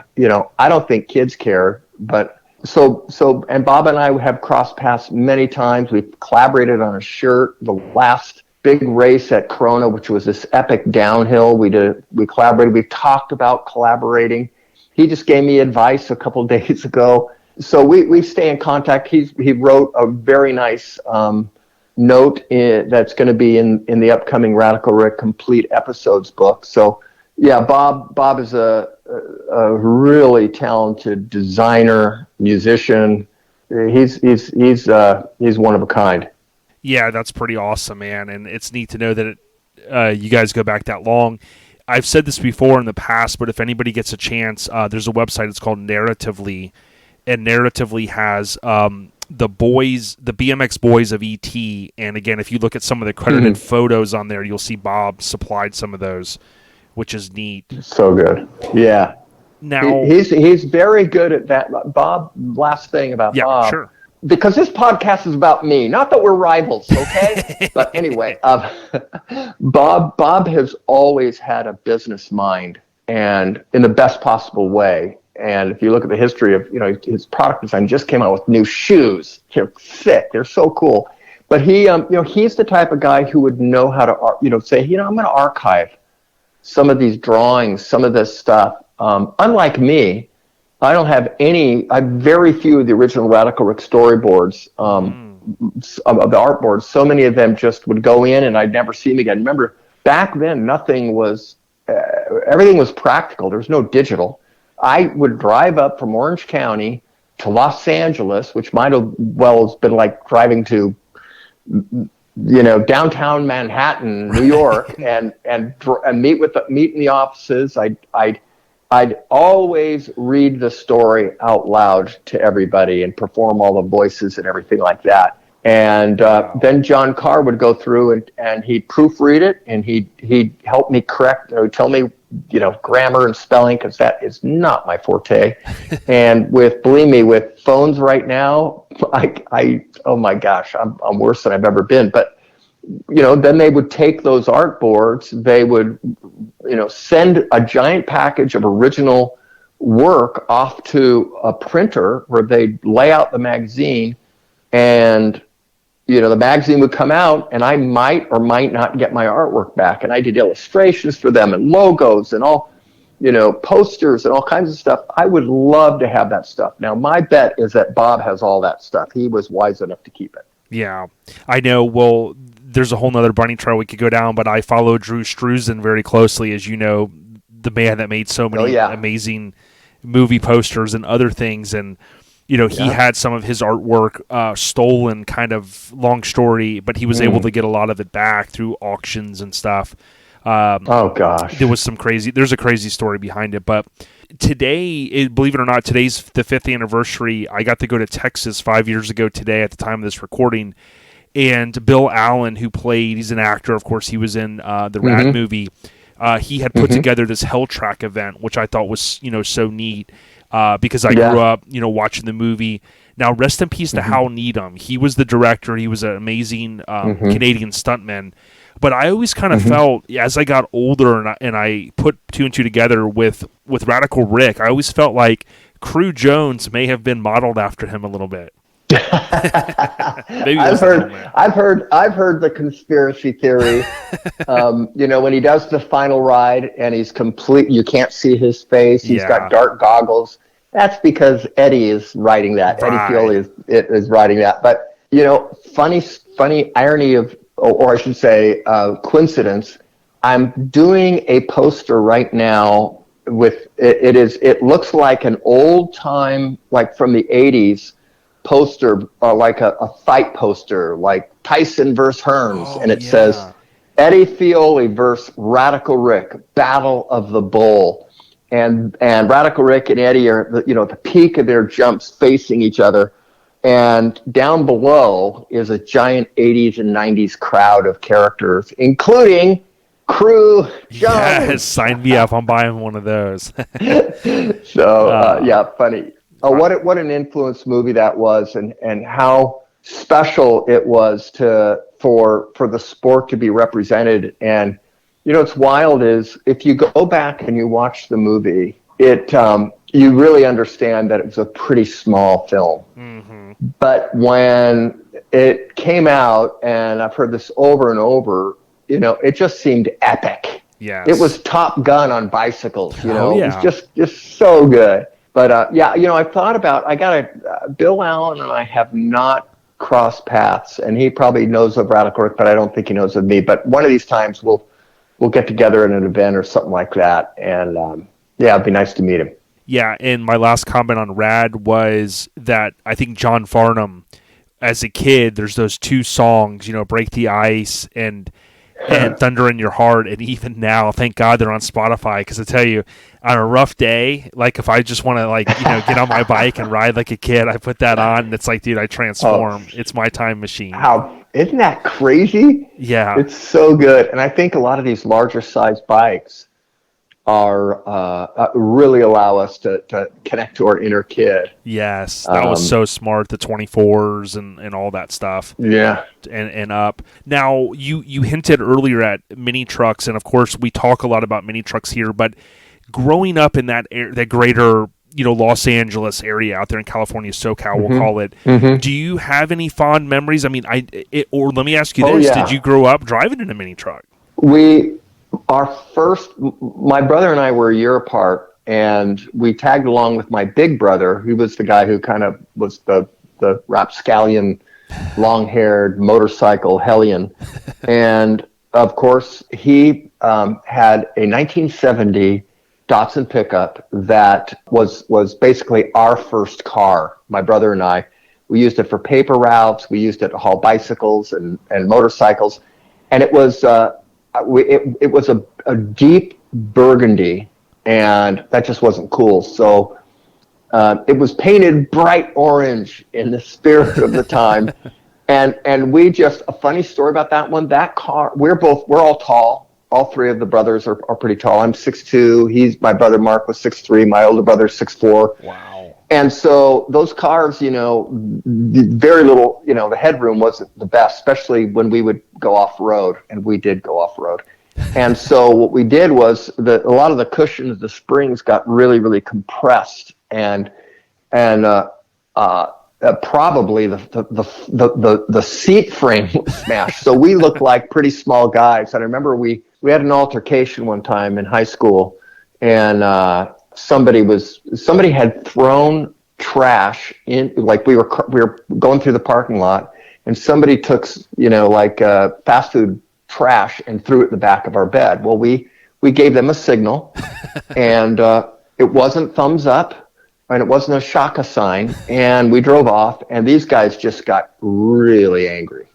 And they were following us and swerving and pull over, you blankety blank, pull over. Well, so finally, we just, our little heads were popping up. We're basically sitting on the floorboards, and we come to a stop, and we say, okay, this is going to be it. And we open the doors, and both of us, we were both 6'2", 6'3" athletes, and there was a little bit of a chit chat, but they drove away. It was great. It was like Hightower and Police Academy. That little Datsun was. I still we'll jump on Craigslist and look around and just see if there's one out there fondly. And then my first pickup was. Oh, by the way, in that period, you will know the body style of the generation, but Nissan did a really cool thing where the sheet metal was extended. It looked like it had near the door handle. It looked like the next generation of that model was much slicker. Yes. And it had the kind of like shoulders from the rear from the bed extending forward. That thing was the sweetest thing. And there was definitely guys in high school who made those rides absolutely beautiful, and they were hot, and they got hot girls. Oh yeah. Ours were much more utilitarian. I moved up to Tahoe, and I had a 75 Toyota pickup, and that thing was great. I slept in it. I know how your listeners just love customizing their rides. I absolutely get it. And what I did, the closest thing to customization on that is I changed the lettering in the back from Toyota to Toidle because it was so slow. Toyle, I think. I really, and I still will look at old Hullocks, and I just love to that era and how exciting. Well, they were small, they were agile, and it was out of the gas, period when, the gas crunch, and they became all the rage. And really fun to see them on the road when they're, especially today, when they're still out there. I got to always honk and wave and thumbs up. What year? I know, because I know how cool that is when people ask me. So I like to give it back. Oh, yeah. Quick fun story. 89, Gleaming the Cube comes out, big skateboarding movie. My friend Scott, he does custom diecast, so he made me the little, I call it the Tony Hawk Pizza Hut. It was a 78 Courier. He made me a little Hot Wheels from it. So I posted one day, and I tagged Tony Hawk, and I had seen on YouTube Tony Hawk had lunch with Christian Slater one day, and they talked about how he had fallen and got a scar from that day, and it was pretty cool. I really appreciate Tony Hawk, and with his fans and stuff, he chimed in on it and said, oh, yeah. He told me the story on the post and stuff, and I thought that was cool. But, yeah, those trucks from that era, those tiny, they're real mini trucks, as we call them. I mean, it's just a different era. I'm going way back, not way back, but my son, so it was time for my son to learn to drive a stick. I went even farther back and got him a 1964 Ford Ranchero. Oh, wow. And some people argue that those were the first mini trucks, but the ones that handled well and started every time were the Nissans and the Datsun for sure. Yeah, real quick, I'm a big Lincoln Continental fan from the 60s, and I saw on your website, I couldn't tell if it was a T-Bird or a Lincoln, but, I love the Lincolns from the 60s. I've got a Lincoln podcast I do, and if you watch Goldfinger, there's the famous scene, so they filmed it in January 64, and when Goldfinger comes out, they crush. It looks like a brand new 64 Lincoln. They actually do a switcheroo. It's a 63, so it's not even a year old. But when they crush it, they make it look like it crushes into this cube, and they put it in back of a Ranchero, and it drives off. I'll have to send you the scene. I think it's on YouTube. A Ranchero! How great is that? Yeah, that probably Ford paid for all of that. Right. It's like there's no way a crushed Lincoln could fit, but they make it, with movie history. But let me ask you this: talking about mini trucks, now, do you still drive a mini truck? I think I had seen something with a Raider that you may have had at one point. Yeah, I have a sweet 1988 Dodge Raider. Awesome. And right now, I'm sure your listeners are like going, "What?" It's a really I'll tell you a little bit about the car. It is actually a rebadged Mitsubishi Montero short wheelbase 2-door. And very interesting story is, the Japanese are really making inroads in the American car market. America was trying to say we have more we're quality now. Sorry about all those crappy cars we built. We are quality now. And so to keep pace, they had to import. It wasn't uncommon for car. They've done it for years. Is for Detroit to import a car and then rebadge it. Well, that little Raider, or the Mitsubishi that it's built on, is really a very capable small SUV, four-wheel drive.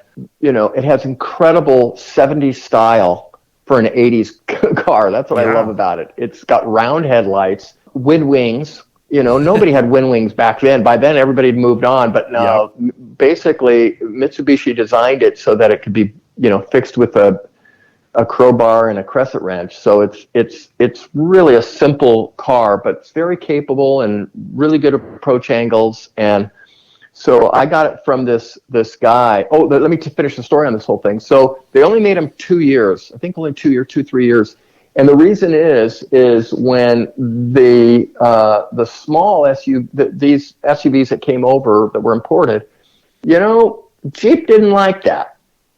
It was a real threat to the Wrangler. So there were some lobbyists, and they got the U.S. government to impose a tariff on all two-door four-wheel drive vehicles coming into America. Interesting. So what happened is the next year they came out with a four-door. They killed that two-door.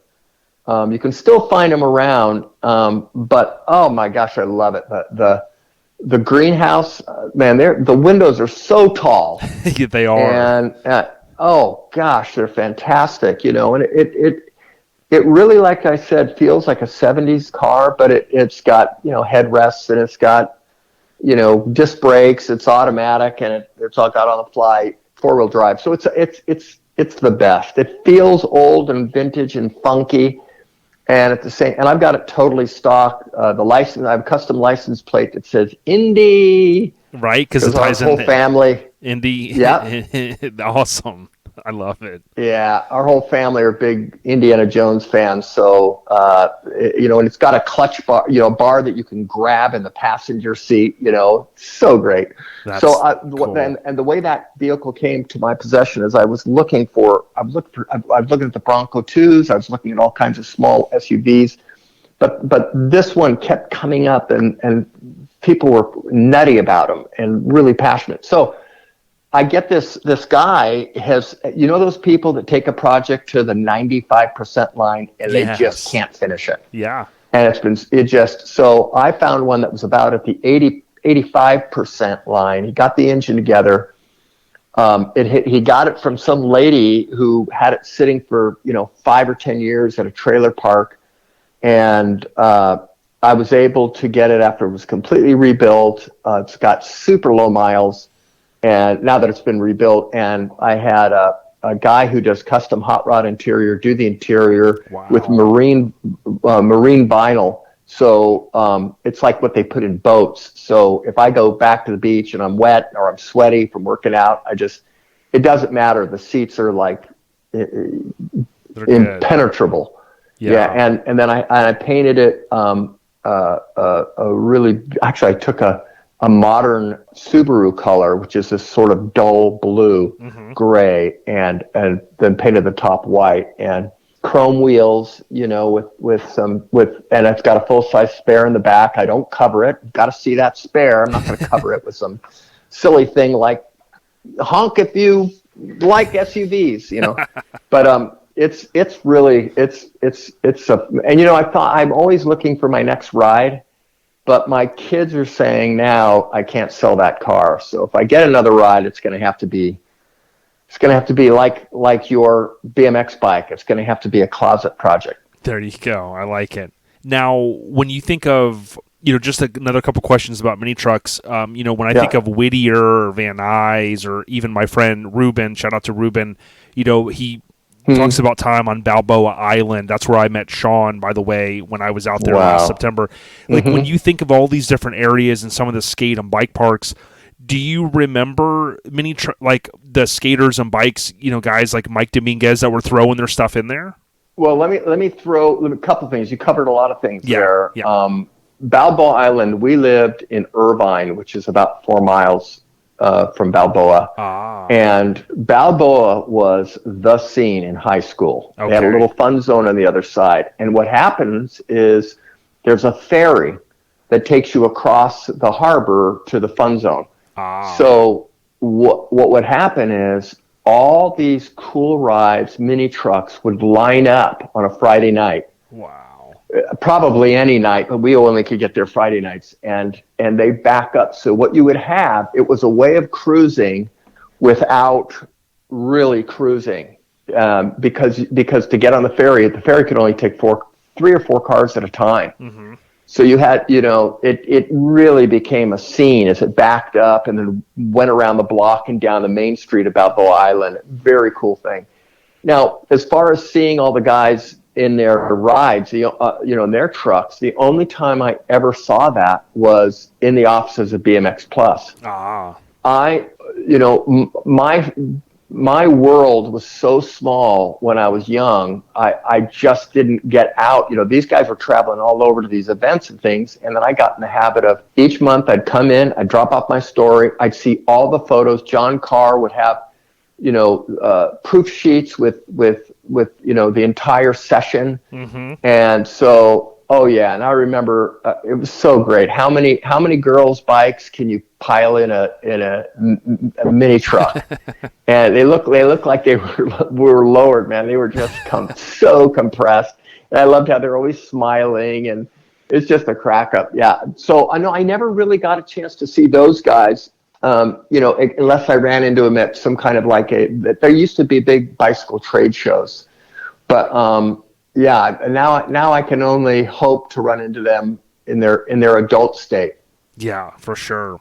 Just a couple more questions. I think back to when I was younger in the late 80s, and even before that, a couple years before that, I can't find anything online, but my parents somehow got cable in the mid 80s in Land O'Lakes, Florida. And on ESPN, they had a thing called Hot ESPN Nights or Hot Summer Nights, and it was so neat because it was surfing, it was street skating, it was bike, and that's where I was I was hooked. But then Nickelodeon came out with the show. I don't know if you remember, in the late 80s, called Skate TV, and I found those on YouTube. And when you think back to some of the movies, like we said, Rad, but Thrashin', Gleaming the Cube, and things like that, it's really neat to me to reflect back and say, it was cool that Hollywood did kind of jump on the bandwagon a little bit and say, hey, we're going to throw a movie for your sport, because to me, that did help, I think, catapult it a little bit. Now, I know some things slowed down in the 90s, but I still think it was neat. Yeah, it was so valuable because, like I said, in the surf world, they always had, you could get VHSs, and finally, and the skate world too. They started doing that finally in the BMX world. But I'm going to jump the shark here to talk about the movie industry. And Radical Rick has been when BMX was going off in the 80s, and it was very trendy. Of course. Hollywood came courting, and video game companies, and Radical Rick has been optioned multiple times for films. There's been multiple video game development happening, and I've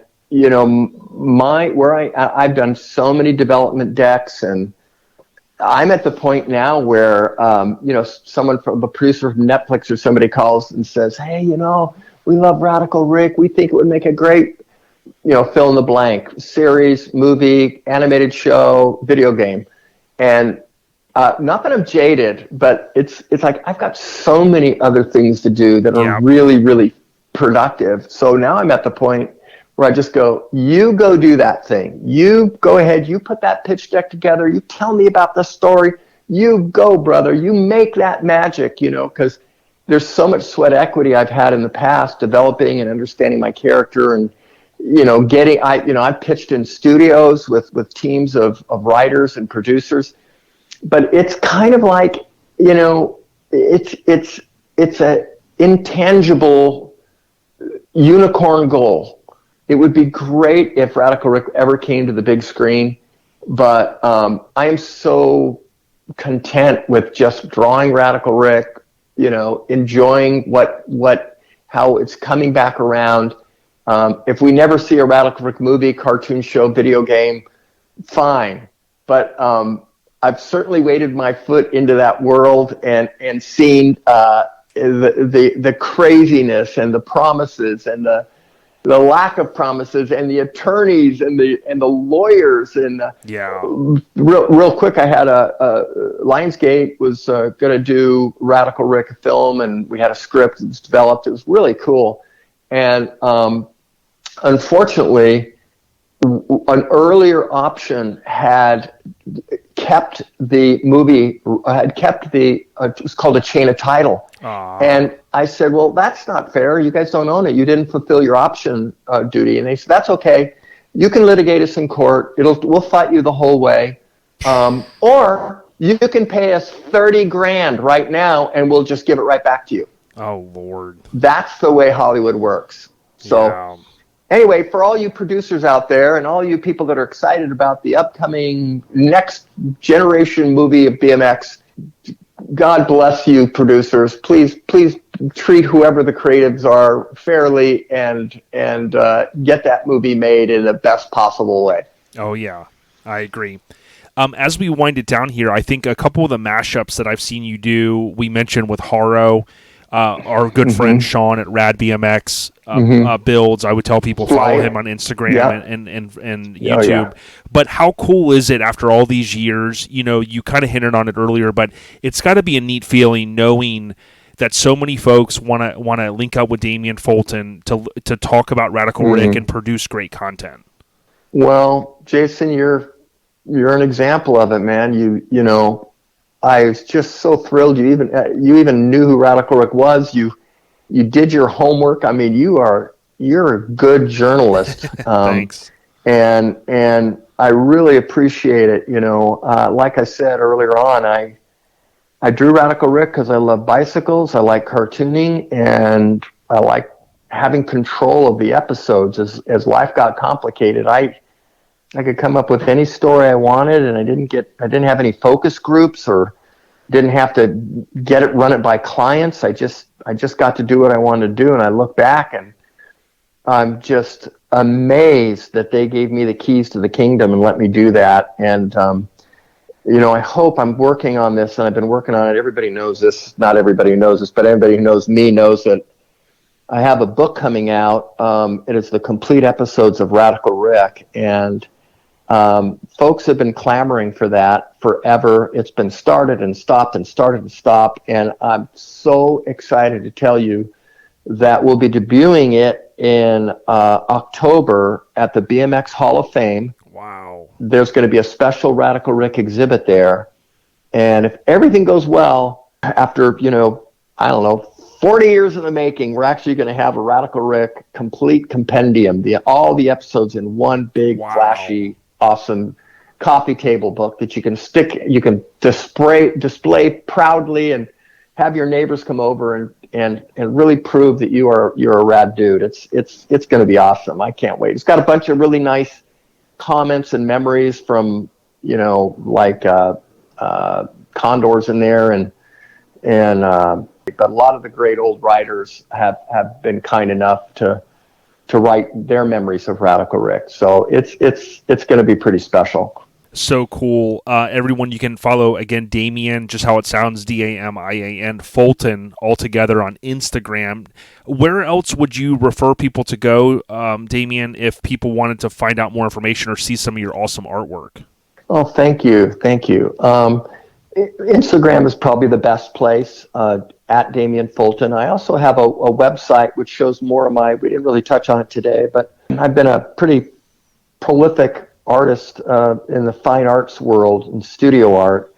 I do a kind of a genre I call it urban surf, which is the combination of sort of living near the coast of LA. Mm-hmm. It's not exactly swinging, hammocks and hula girls. It's a little more gritty and brutal out here. But anyway, that's at DamianFultonArt.com, and so you can see some of my pieces there. Yeah, I looked at some of the stuff. I would encourage people, as Damian said, to go out there and look. There's a little biography there as well, but some of the stuff is so neat when you look at just the mashup of all the cool stuff that we've talked about. Thank you. Which I think is neat. Of course, Radical, RADICAL, Rick, BMX.com. I know there's a cool landing page there, and I know that more than likely, to your point, via social media and via this website, you'll have more information as we get into the end of the year as it relates to Radical Rick.